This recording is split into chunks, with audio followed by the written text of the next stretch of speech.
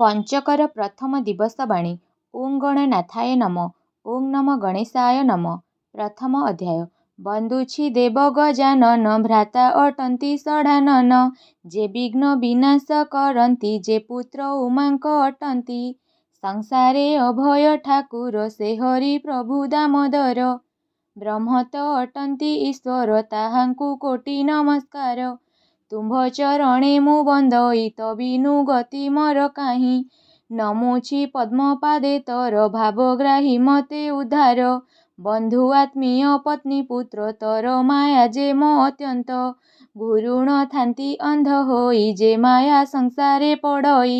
ଦୟା ଯା କୁହେ ଯେ ତୁମ୍ଭର ମିଥ୍ୟାକୁ କହଇ ଆଦର। ମୋହ ଯେ ସଂସାର ମଧ୍ୟରେ ଭ୍ରମଇ ଅଜ୍ଞାନ ପଥରେ। ମତେ ଏ ମନ୍ତ ଦୟା କର ଚିତ୍ତରୁ ମାୟା ହେଉ ଦୂର। କହିଲି ବିପ୍ରକୂଳେ ଜନ୍ମ ଯେ ନାନା ବିଦ୍ୟା ଯେ ପଠନ। ମତେ ତୁମ୍ଭର ଭକ୍ତି ଦେଇ ପଦ୍ମପାଦରେ ମଥା ଥୋଇ। ସୁଜନ ଜନ ମାନେ ଶୁଣ ଶୁଦ୍ଧ ଚରିତ ବିଷ୍ଣୁ ଜ୍ଞାନ।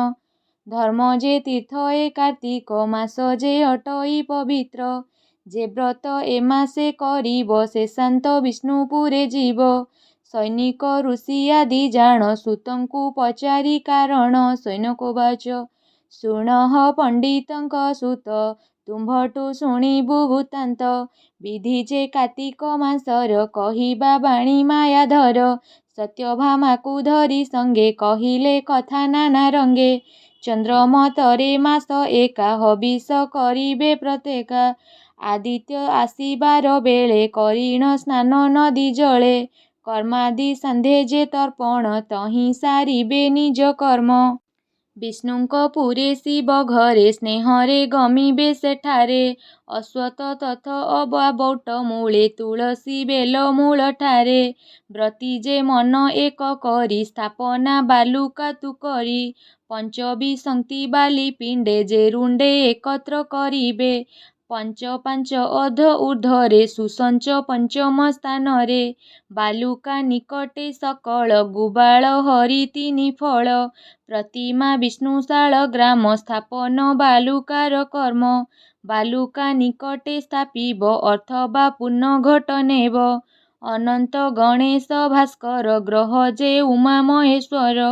ବେଦରେ ଘଟ ଶୁଦ୍ଧି କରି ଦେବ ପୂଜିବେ ବିଧି କରି। ବିଷ୍ଣୁଙ୍କ ସହିତେ କମଳା ପୂଜିବ ନ କରି ନ ହେଳା। ପୂଜିବ ପ୍ରତ୍ୟହ ଏପରି ହବିଷ ଭୋଜନକୁ ଧରି। ମତ୍ସ୍ୟ ମାଂସାଦି ଯେପରି ଏକ ମାସକୁ ତ୍ୟାଗ କରି। ନଖ କେଶ ନ କାଟିବ ରଜକେ ବାସକୁ ନ ଦେବ। ପକ୍ଷ ଯେ ଶୁକ୍ଳ ଏକାଦଶୀ ସେ ତ୍ରୟୋଦଶୀ ଚତୁର୍ଦ୍ଦଶୀ। ପୂର୍ଣ୍ଣିମା ସହ ପାଞ୍ଚ ଦିନ ବ୍ରତକୁ କରିବ ବିଧାନ। ଆଦିତ୍ୟ ଉଦୟର ଆଗ ଉଠିବ ଶଯ୍ୟାରୁ ଯେ ଭାବ। ମଳମୂତ୍ରକୁ ତେଜି ଦେଇ ଘର୍ଷଣେ ମୃତ୍ତିକାକୁ ଦେଇ।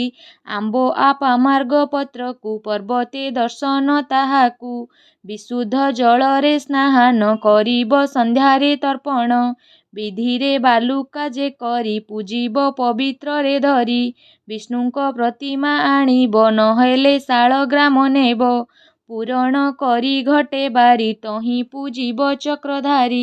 ଚନ୍ଦନ କୁକୁମ କସ୍ତୁରୀ ଦୀପ ଧୂପ ଯେ ଆଦି କରି। କନ୍ଦ ଯେ ପାଚିଲା କଦଳୀ ନଡ଼ିଆ ମୁଗ ଚଣା ଧରି। ଗୁଡ଼ ଦଧି ଶର୍କରା କ୍ଷୀର ଘୃତ ଲବଣୀ ଛେନା ଧର। ନାନାକ୍ଷେ ଉପହାର ଦେଇ ଦାମୋଦରଙ୍କୁ ପୂଜା ଦେଇ। ଆଦିତ୍ୟ ଗଣେଶ ଦେବତା ପାଞ୍ଚ ବେଦରେ ଏହି କଥା। ଲକ୍ଷ୍ମୀ ଦାମୋଦରଙ୍କୁ ପୂଜିବ ଦୁର୍ବା ତଣ୍ଡୁଳ ଆଦି ଦେବ। ଧୂପ ତଣ୍ଡୁଳ ଆଦି ନେବ ଘୃତରେ ଦୀପ ଯେ ପୂରିବ। ଶୁଦ୍ଧ ମନରେ ବ୍ରତୀ ହୋଇ ପ୍ରଭୁଙ୍କୁ ବନ୍ଦାପନା ଦେଇ। ଶଙ୍ଖରେ ନାଦେ ପାଠସ୍ତବ ତା ସାଥେ ହୁଳହୁଳି ଥିବ। ଚୂନାକ୍ଷେ ଶୁଭ୍ର ସବୁଜର କୃଷ୍ଣ ରଙ୍ଗ ଯେ ହଳଦୀର। ପଞ୍ଚମତରେ ଗୁଣ୍ଡ କରି ଲେଖିବ ସମୀପେ ଶ୍ରୀହରି। ପଦ୍ମମଣ୍ଡଳ କରି ଦେବ ଶଙ୍ଖ ଚନ୍ଦ୍ର ଚିହ୍ନ ଯେ ଦେବ। ପଞ୍ଚଦ୍ରବ୍ୟ ଯେ 5 ଦିନେ ଭସିବ ପଞ୍ଚଗବ୍ୟ ପୁନେ ଗୋମୂତ୍ର ଦିନ ଏକାଦଶୀ ବିଧିରେ ଗୋମୟ ଦ୍ୱାଦଶୀ ଘୃତରେ ବିଧି ତ୍ରୟୋଦଶୀ ଭକ୍ଷିଣ ଦଧି ଚତୁର୍ଦ୍ଦଶୀ ଦୁଗ୍ଧପ୍ନାନ ଯେ ପୂର୍ଣ୍ଣାମାସୀ ବ୍ରତ ସମାପ୍ତେ ପ୍ରତ୍ୟାଶୀ ହେଲେ ଆସକ୍ତେ ଉପବାସ ଦିବାର ଶେଷେ ଯେ ହବିଷ୍ୟ ମତ୍ସ୍ୟର ଗ୍ରାସ ନାହିଁ ଥିବ ପଞ୍ଚମ ଦିନ ନ ଭକ୍ଷିବ ସର୍ବଲୋକରେ ଯେ ସେ କହିବ କ ପଞ୍ଚକ ନାମ ସେହି ସେ ପିତାମହ ଭୀଷ୍ମ ଗୁରୁ ଯୁଦ୍ଧରେ ବୋଇଲି ଦେହେରୁ ସେ ଭୀଷ୍ମ କଲେ ଏହି ବ୍ରତ ତା ନାମ ଭୀଷ୍ମୁରୁ ପଞ୍ଚୁକ ଅତି ଯେ ହୋଇଲେ ଏ ବ୍ରତ ସେ ନାମ ବିଷ୍ଣୁର ପଞ୍ଚକ ପଞ୍ଚମ ଦିନେ ଏହା କହି ପୂର୍ଣ୍ଣମାସରେ ଶେଷ ସାରି ଶେଷରେ ସେ ବ୍ରତ କରିବ ଦକ୍ଷିଣ ବିପ୍ରରେ ହିଁ ଦେବ ଭୋଜନ ଦରିଦ୍ରରେ ଦେଇ ମିତ୍ର କୁଟୁମ୍ବ ଏହା କହି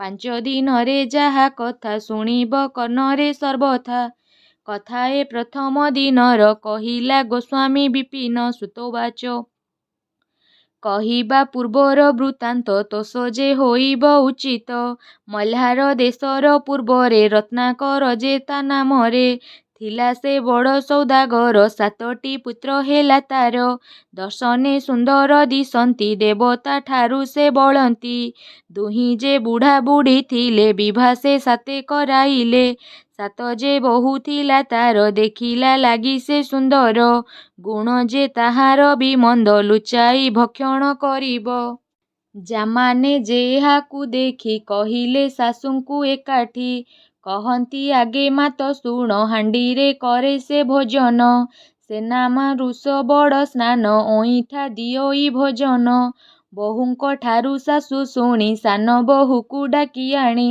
କହନ୍ତି ହାଣ୍ଡିରେ ତୁ ଖାଉ ଦେଖୁଅଛନ୍ତି 6 ବୋହୂ ସାନ ବୋହୂ ଯେ ତଡ଼ କରେ ମିଛ ଯେ କହନ୍ତି ସତ୍ୱରେ ମାଡ଼ ଖୁଆଇବାର ପାଇଁ ମନରେ ଭାବିଛନ୍ତି ସେହି ବୁଢ଼ା ସେ ଆସି ଗାଳି ଦେଲା କି ବୁଝି ହେବ ସେ କହିଲା ଦିନ ଯେ ଏମନ୍ତ ଗଣିଲା ଶୁଣ ଗୋ ସତ୍ୟ ଏହା ଭଲା ଏକଇ ଦିନେ ସାଧୁ ଘରେ ନାରୀଏ ରନ୍ଧନ କରିଲେ ଦୁଧ ସରକୁ ହାଣ୍ଡି ଖାଇ ସର୍ବେ ଆଣନ୍ତି ଜଳ ଯାଇ ସେ ଦୁଗ୍ଧ ହାଣ୍ଡିର କଥନ ଶାଶୁ ଜାଣିଲେ ଏବେ ଜାଣ ସାନ ବୋହୂର ଲୀଳା ଏହି ହାଣ୍ଡିର ଭାତ ଖାଏ ଯାଇ ଦୁଗ୍ଧ ଆଉଟି ଅନ୍ନ ସାରି ଘାଟରୁ ଜଳ ଆଣି ସାରି ସର ନାହିଁ ତ ଯେ ଦେଖିଲୁ ଭଲାଇ ତହୁଁ ଯେ ଦହିଲୁ ବୁଢ଼ୀ ଶୁଣିନ କୋପ ହେଲା ବୁଢ଼ୀ ଯେ ବୁଢ଼ାକୁ କହିଲା ସାନକୁ ଧରନ୍ତି ଯାଇଣ ମାଡ଼ିବି ଅନେକ ମାରିବା ତଣ୍ଟିରେ ତାର ହସ୍ତ ଦେଇ ସାନ ବୋହୂକୁ ସେ ଦୂରେଇ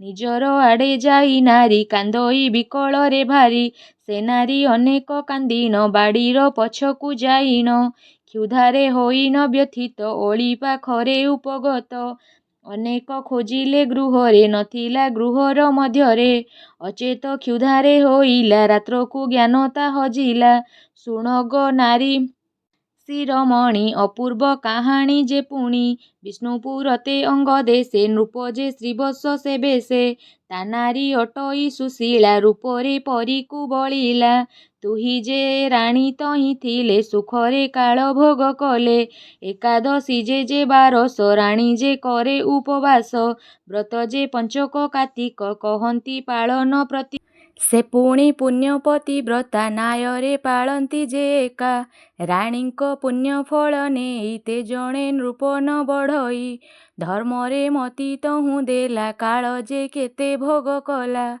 ରାଣୀଙ୍କ ଏକାଦଶୀ ଦିନ ରାଜା ଯେ ହରାଇଲେ ପ୍ରାଣ ଦୁଃଖ ଯେ ହେଲା ତାଙ୍କ ମନ ତେଜିବେ ନିଜର ସେ ପ୍ରାଣ ପୁଣ୍ୟ ଯେ ନୃପତିଙ୍କ ନାହିଁ ପୁଣ୍ୟ ଯେ ତାଙ୍କୁ ଓଧ ଦେଇ ଏମନ୍ତ ବିଚାର କରିନ ପୁତ୍ରକୁ ଦେଇ ସିଂହାସନ ନିଜ ପୁଣ୍ୟରୁ ଅଧେ ଦେଇ ଜଳ ଶର୍ମିପେ ରାଣୀ ତହିଁ ସେ କୁଣ୍ଡ ଅନଳର ପାଇ ଗମନ କରିବାର ପାଇଁ ରାଜାଙ୍କ ଚିତାରେ ସେ ଗଲେ ରଥରେ ବୈକୁଣ୍ଠ ଗମିଲେ ସେ ଜୟ ବିଜୟ କେ ଦୂତ ସାଧକେ ଶୁଣ ଦେଇ ଚିତ ଏକାଦଶୀର ପୁଣ୍ୟ ହେଲା ନୃପଙ୍କ ସଙ୍ଗତରେ ଗଲା ଅନେକ ଏଥୁ ବିଷ୍ଣୁ ପ୍ରୀତି ପଞ୍ଚକ ବ୍ରତ ଯେ କରନ୍ତି ପବିତ୍ର କାର୍ତ୍ତିକେ ସ୍ନାହାନ ଯେ 3 ବ୍ରତ ଯେ ପ୍ରଧାନ ତୁମ୍ଭ ଯେ କଲ ତିନି ବ୍ରତ ବିଷ୍ଣୁଙ୍କୁ କରାଇ ଆୟତ, ଦେବତା ଭୟରେ ତୁମ୍ଭଙ୍କୁ ମାନିଲେ ତୁମ୍ଭର ଆଜ୍ଞାକୁ, ସନ୍ଦେଶ ହରିଙ୍କୁ ଯେ ଦେଲୁ ସ୍ୱାମୀଙ୍କୁ ଘେନି ରଥେ ଗଲୁ, ତୁମ୍ଭ ଆଜ୍ଞାରେ ଯିବ ରଥ କହନ୍ତି ଜଗତର ନାଥ।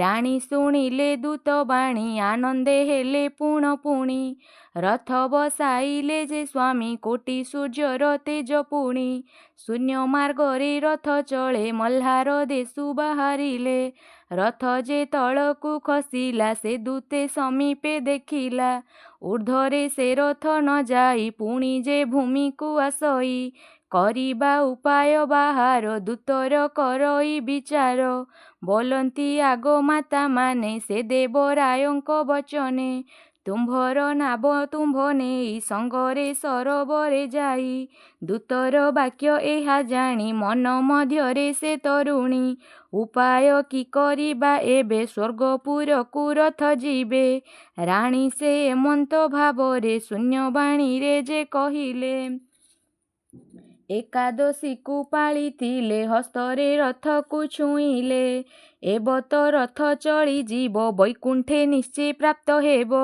ଏକାଦଶୀର ବ୍ରତ ଜାଣ ଏ ଦେଶେ କରିଛି ପାଳନ, ଛୁଇଁଲେ ରଥକୁ ସେ ମୋର ରଥ ଯେ ଜଇଁବ ଶୂନ୍ୟର, ଏମନ୍ତ ବିଚାର ସେ କରି ରାଜ୍ୟରେ ଘୋଷଣାକୁ କରି, ବ୍ରତ ଯେ ଏକାଦଶୀ ସାର ଯୁକତେ ପାଳନ ଏହାର, ରଥକୁ ସେ ଆସି ଛୁଇଁଲେ ଶୂନ୍ୟ ମାର୍ଗରେ ଯାନ ତୁଲେ, ଉଛୁର ବେଳେ ଯେ ହୋଇଲା ରଥକୁ ସ୍ପର୍ଶ କର ଭଲା, ନଦେଲେ ଅଭିଶାପ ଏହି ମୋ ବାକ୍ୟ ନିଶ୍ଚେ ସିଦ୍ଧ ହୋଇ, ନଖରୁ ଶୁଣି ବାକ୍ୟ ରାଣୀ ମହ୍ଲାର ଦେଶରେ ଯେ ଜାଣି, ଠୁକ ଯେ ହୋଇଲେ ସେଠାରେ ଯେ ବସି ପୁଣି ବିଚାରିଲେ, ଏକାଦଶୀର ବ୍ରତ କରି ତୁମ୍ଭକୁ ଆଛ ପାଶେ ହୋଇ, ବ୍ରତ ପାଳନ ଠିକ ଦିନେ ରାଣୀ କହିଲେ ବୁଝାଇନେ, ଗୋବୁଦ୍ଧି କିଅ ବା କରିବା ସର୍ବ ନ କଲେ ନାଶ ଦେବା, ସର୍ବ ଯେ ଘରକେ ପୁଛିଲେ ବ୍ରତ କେ କରୁଅଛ ଭଲେ,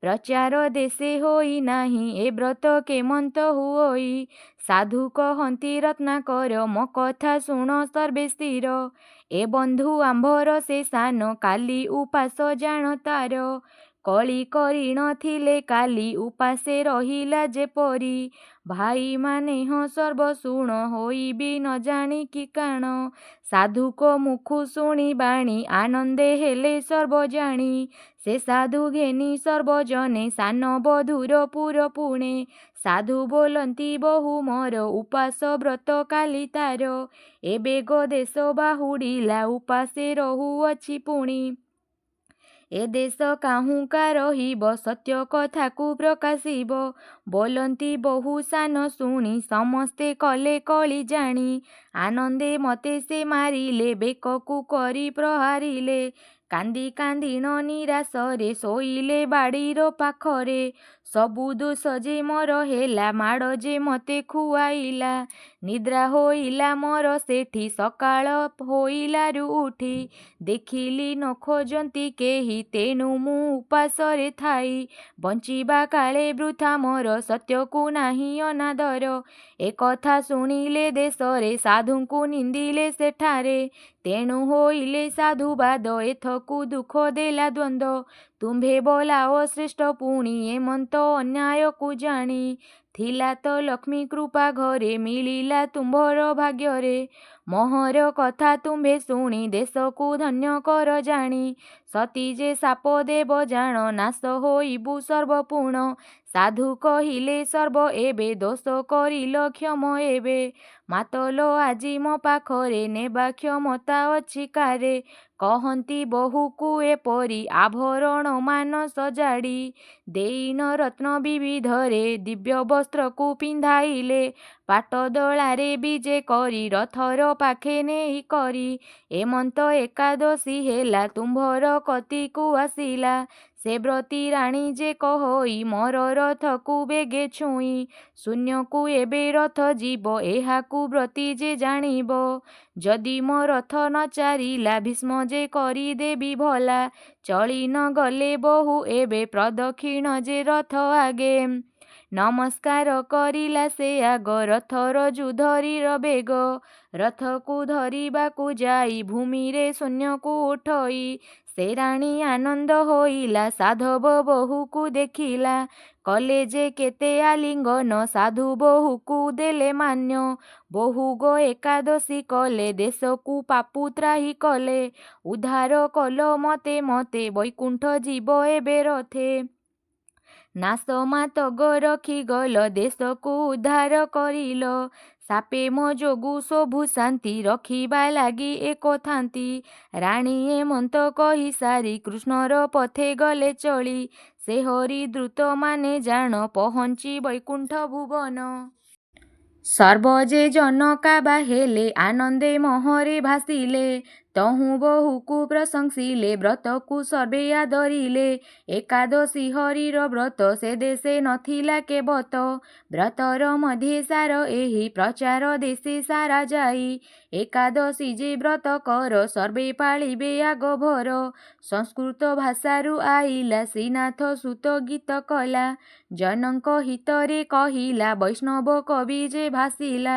ଅଧମ ଅଜ୍ଞାନ ବିପିନ ଗୀତେ ପଞ୍ଚକ କଥା ଶୁଣ। ଇତି ଶ୍ରୀ ପଦ୍ମପୁରାଣେ ସୁତ ସୈନକ ସମ୍ବାଦେ ଶ୍ରୀକୃଷ୍ଣ ସତ୍ୟଭାମା କଥନେ ନାମ ପ୍ରଥମ ଅଧ୍ୟାୟ।